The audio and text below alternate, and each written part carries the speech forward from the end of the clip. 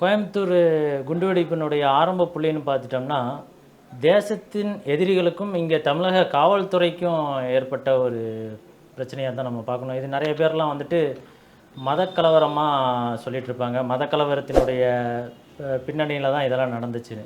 ஆனா உண்மையா பார்க்கும்போது, சட்டம் ஒழுங்கை பாதுகாக்கக்கூடிய காவல்துறையினருக்கும், சட்டத்தை மீறக்கூடிய தீவிரவாதிகளுக்குமான பிரச்சனை தான் இது. அதில தான் ஒரு மிக பெரிய ஒரு படுகொலை. சீருடை அணிந்த ஒரு காவல்துறை அதிகாரி செல்வராஜ் அவர்கள வந்து கோரமா வெட்டி படுகொலை செய்றாங்க.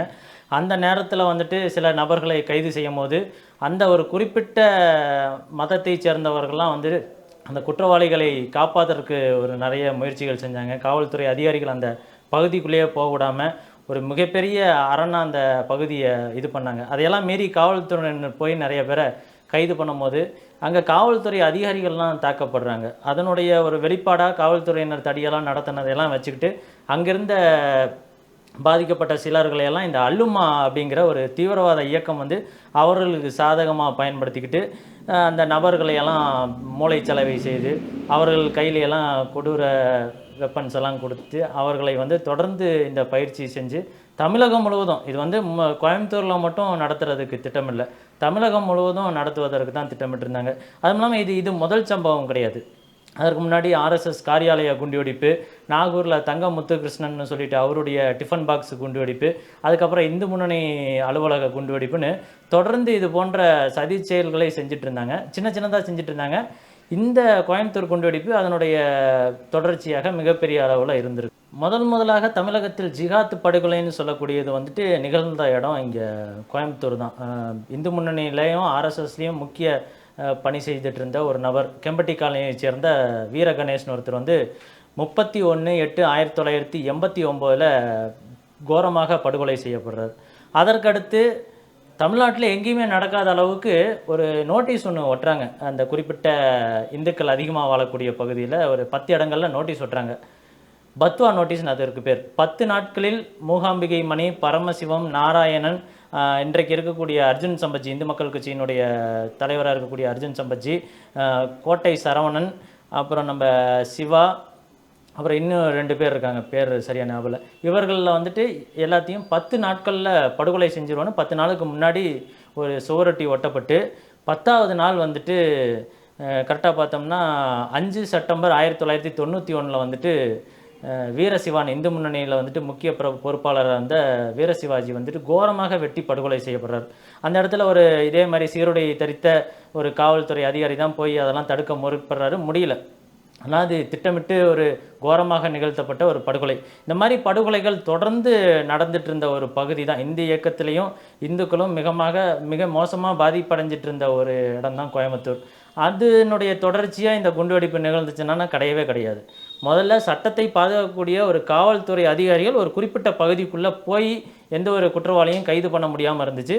அதை மீறி சில காவல்துறை அதிகாரிகள் அந்த இடத்துல போய் சில குற்றவாளிகளை, காவலர் செல்வராஜன் அவர்களுடைய கொலையில் பங்காற்றிய குற்றவாளிகளை கைது பண்ணுறாங்க. அந்த இடத்துல ஏற்பட்ட சில பிரச்சனைகளுக்கு பதிலடி கொடுப்பதற்காக தான் இந்த கோயம்புத்தூர் குண்டுவெடிப்பு.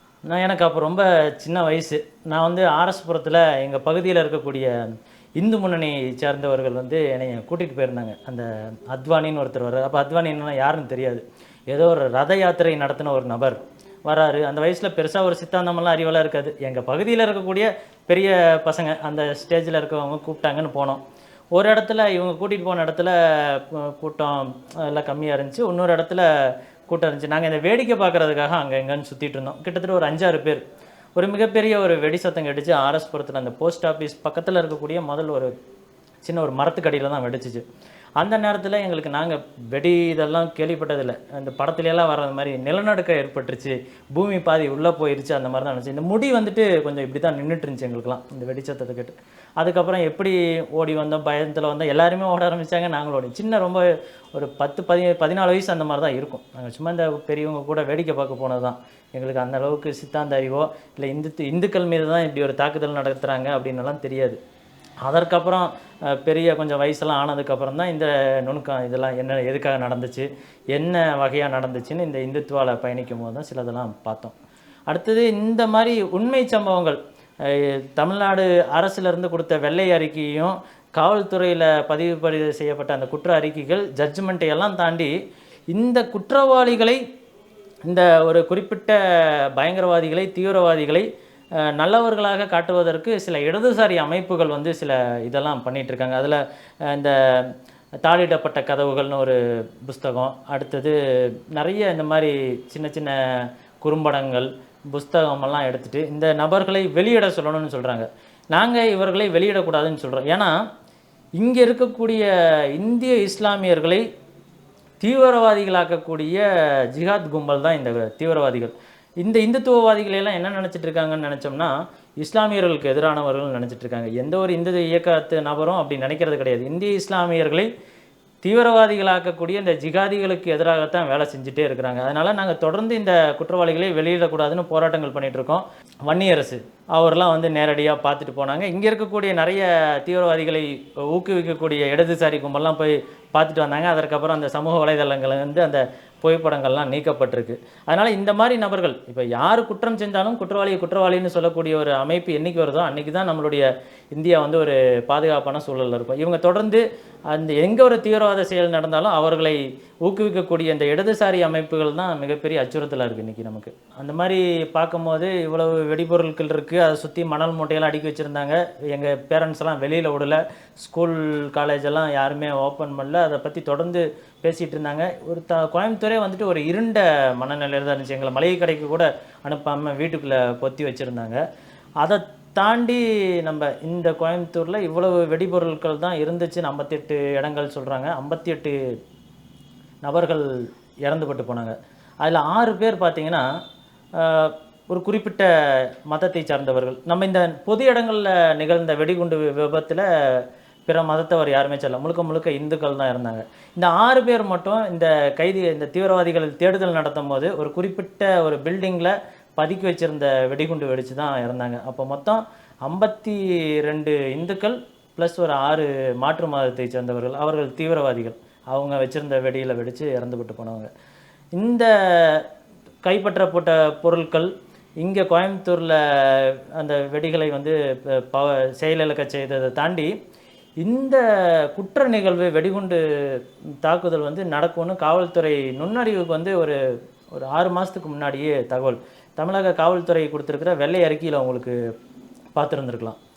இவர்கள் இங்கே கோயம்புத்தூரில் வச்சுருந்தது ஒரு 10%. தமிழ்நாடு காவல்துறையினர் அந்த காலகட்டத்தில் மிக சிறப்பாக செயல்பட்டுருக்காங்க. நம்ம ஏன் வெடிச்சிருக்கு, தமிழ்நாடு காவல்துறை வந்து செயலற்று போயிட்டாங்கன்னு சொல்ல முடியாது.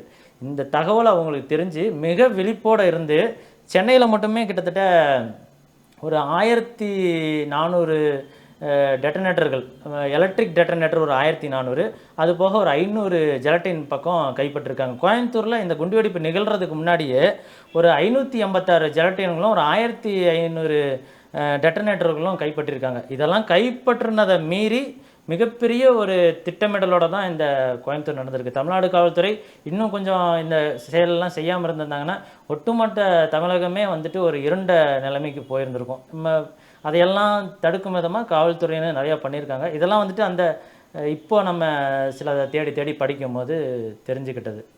இந்த சிவானந்த காலனி பகுதியில் நான் இருக்கக்கூடிய பகுதியில் வந்துட்டு எங்களுக்கு நிறைய ஆசான்கள் இருக்காங்க. அதில் வந்துட்டு சிவலிங்கம்னு ஒருத்தர் இருக்கார். அவர் சொன்ன விஷயங்கள், அவர் நேரடியாக களத்தில் இருந்து அந்த உடல் உறுப்புகள் சிதைஞ்சு போனவங்களையெல்லாம் மீட்டெடுத்து ஹாஸ்பிட்டல் கொண்டு போனது, அந்த நேரத்தில் எந்த ஒரு உலக நாடுகள்லையுமே நடக்காத ஒரு அவலம் நம்ம கோயம்புத்தூரில் நடந்துச்சு. எந்த பாதிப்படைஞ்ச நபர்களையெல்லாம் கொண்டு போய் ஜிஹெச்சில் போடுவோம், கை கால் இறந்தவங்கள, அப்படி கொண்டு போய் வச்ச அந்த ஜிஹெச்சில் வந்துட்டு ஒரு வெடிகுண்டு வச்சுருந்தாங்க. நோயாளிகள் வந்துட்டுருக்குறாங்க, அவங்கள கொண்டு போய் குவியலாக வச்சுட்டு இருந்த இடத்துல ஒரு குண்டுவெடிப்பு நிகழ்து. அதெல்லாம் கேள்விப்பட்டிருக்கோம் அந்த வயசில். ரொம்ப ஒரு மனிதத்தன்மையற்ற செயல் நடந்த ஒரு சூழல் அது. பாதிக்கப்பட்ட இந்துக்களுக்கு அந்த நேரத்தில் இருந்த சில திரைப்படத்துறையில் இருந்தவங்க, தனிப்பட்ட முறையில் பாரதிய ஜனதா கட்சி, மற்ற இந்துத்துவ அமைப்புகள் சார்பாக கொடுத்துருக்காங்களே தவிர அரசாங்கத்திலேருந்து எந்த ஒரு உதவியும் கொடுத்த மாதிரி தெரியல. ஆனால் அவர்களுக்கு இந்த குற்றச்செயலில் ஈடுபட்ட நபர்களுக்கு வந்து வணிக வளாகம் எடுத்து கொடுக்கறது, அந்த மாதிரி வந்துட்டு சில செயல்கள் செஞ்சிட்ருக்காங்க. அந்த குற்றவாளிகளினுடைய குடும்பத்தாருக்கு வந்து இந்த டெய்லர் மிஷின் அந்த மாதிரி கொடுக்குறதெல்லாம் நிறையா செஞ்சிட்ருக்காங்க. இதில் இன்னொரு வேதனையான செயல் என்னென்னா, இப்படி ஒரு கோர சம்பவத்தை நிகழ்த்திய தீவிரவாதிகள் இறந்துபட்டு போனாங்க சிறைச்சாலைனா, அவர்களை கொண்டு வரும்போது மிகப்பெரிய ஊர்வலம் நடத்துகிறாங்க. கோயம்புத்தூரில் இந்த மாதிரி தீவிரவாதிகளை அடக்கம் செய்கிறதுக்குன்னு ஒரு இடம் இருக்குது. அதில் வந்துட்டு நம்ம பார்த்துருப்போம், கடைசியாக ஒருத்தர் இறந்துபட்டு போனார். அவருக்கு இந்த சவ ஊர்வலமெல்லாம் எப்படி காவல்துறையினர் அனுமதிக்கிறாங்கன்னு தெரில. ஆனால் நம்மளுடைய ஒரு இந்து இயக்கங்கள் நடத்தக்கூடிய சில ஊர்வலங்களுக்கெல்லாம் அவ்வளவு நெருக்கடி கொடுக்குறாங்க. ஆனால் இறந்துபட்டு போன ஒரு தீவிரவாதி, அவனை வந்துட்டு தூக்கிட்டு போய் சும்மா போதைங்க, ஒரு எந்த ஒரு இதுவும் சொல்கிறதுக்கு, ஒரு நெருக்கடியை கொடுப்பதற்கு இங்கே யாருமே இல்லை. தீவிரவாதின்னு சொல்கிறதுக்கு கூட இங்கே ஆட்களில் அவங்க வந்துட்டு சாதாரணமானவர்கள், அப்பாவிகள் அப்படின்னு சொல்கிறதுக்கு தான் இங்கே இடதுசாரி கும்பல்களும் தமிழ்நாட்டில் இருக்கக்கூடிய நிறைய அரசியலாளர்களும் அதை தான் பண்ணிகிட்ருக்காங்க. இந்தியர்கள் ஒட்டுமொத்தமாக அது எந்த மதத்தை சேர்ந்தவர்களாக இந்தியருங்கிற ஒரு நாட்டுப்பற்றோடு இருக்கணும். சுதந்திரத்துக்கு பிறகு நாட்டை பிரிச்சுக்கிட்டு எங்களுக்கு தனி நாடு வேணும்னு போன இஸ்லாமியர்கள் மத்தியில் இங்கே இருக்கக்கூடிய இஸ்லாமியர்கள் எப்படிப்பட்டவர்கள்லாம், இது என்னுடைய மண், என்னுடைய நாடுன்னு இருக்கக்கூடியவர்கள். அந்த நபர்களை வந்துட்டு இந்த தீவிரவாதிகளினுடைய பிடியிலையோ தீவிரவாதிகளினுடைய மூளைச்சலவைக்கு ஆட்படாமல் இருப்பதற்காக தொடர்ந்து இந்து தர்ம பணியை செஞ்சிட்ருக்கணும். நாங்கள் வந்து மாற்று மதத்திற்கு எதிரானவர்கள், இந்திய இஸ்லாமியர்களை ஜிகாதிகளாக்கக்கூடிய தீவிரவாதிகளுக்கு எதிராக தொடர்ந்து பணி செஞ்சுட்டே இருப்போங்கிறது இந்த காணொலியில் பதிவு பண்ணிக்கிறேன்.